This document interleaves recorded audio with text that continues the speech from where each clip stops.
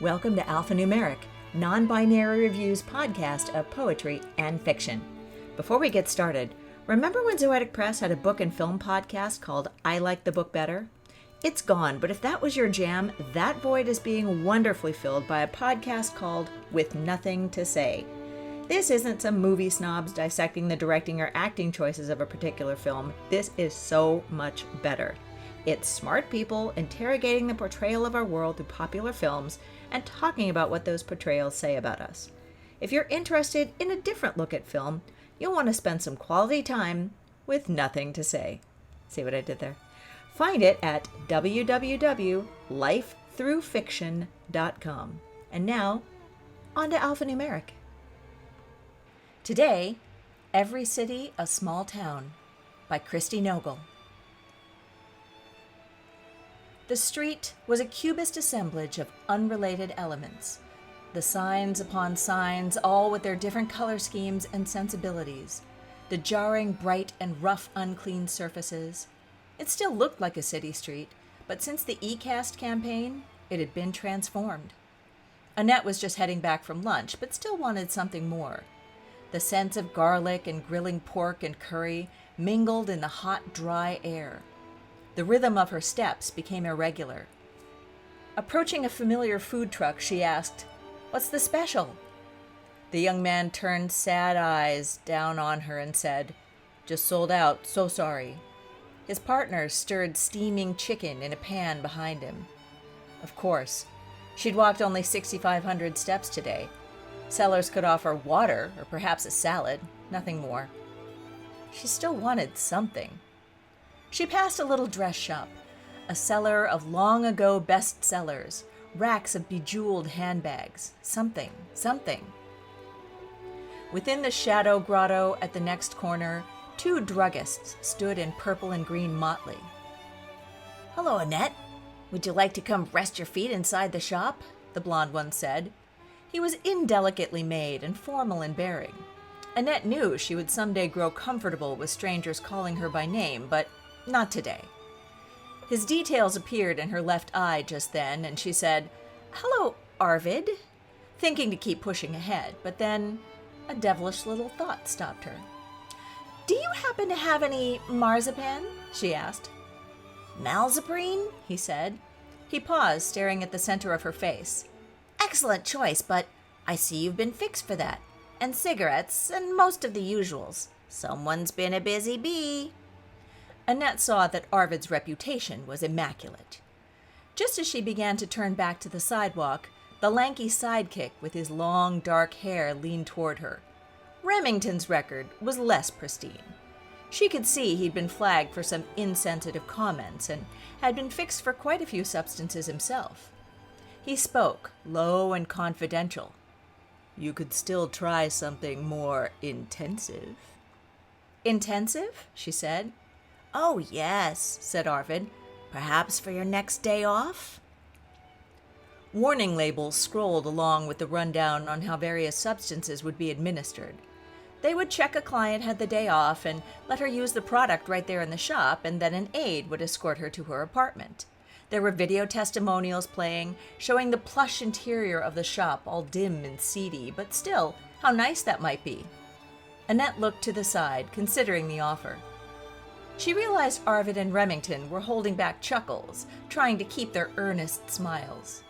"Of course not," she said, and started off again, feeling paranoid about the whole interaction.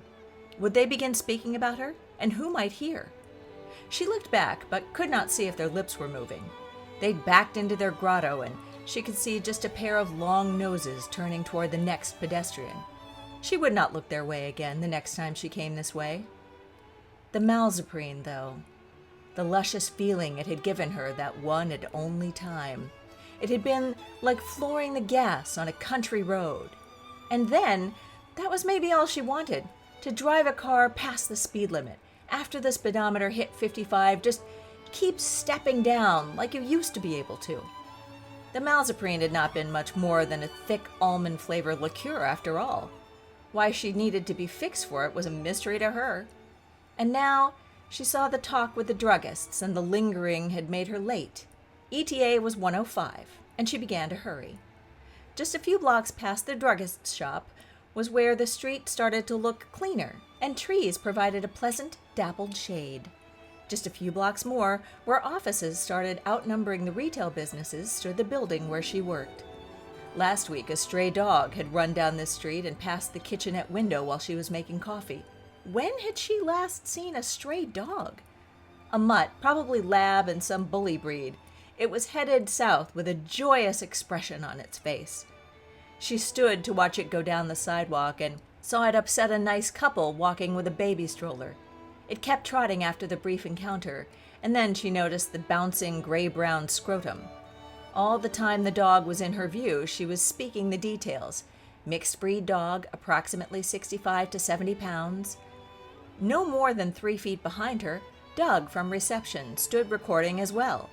Unaltered male gray dog, approximately 50 pounds, accosts family. And out on the sidewalk, others were speaking and tracking the dog with their eyes.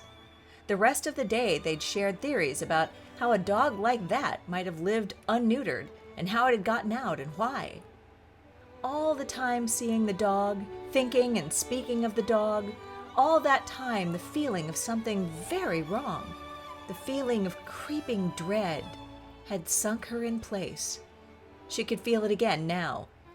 Her step count was closing in on 8,000. Once she had her car back in 10 pounds or so, she thought she was going to see about finding something outside of the city. How far would she need to drive? What would the something be, and would she recognize it when she found it? Annette was almost running now. Her abdominals tightened, and her heart rate rose to 152. Her ETA showed as 1:02 p.m. The thought of tardiness made her urgent. But then, too, people in pastel work shirts seemed to be gathering on the sidewalk outside her building up ahead. Not a few were, like Annette, rushing back from lunch, and so their convergence on the closed door took on drama. She spotted Doug and Lydia, and now a half-dozen others from different floors. One was testing the door, and others were speaking the details. Her watch began to vibrate, and without questioning the decision, she unclasped it. Let it fall. Annette could not believe herself.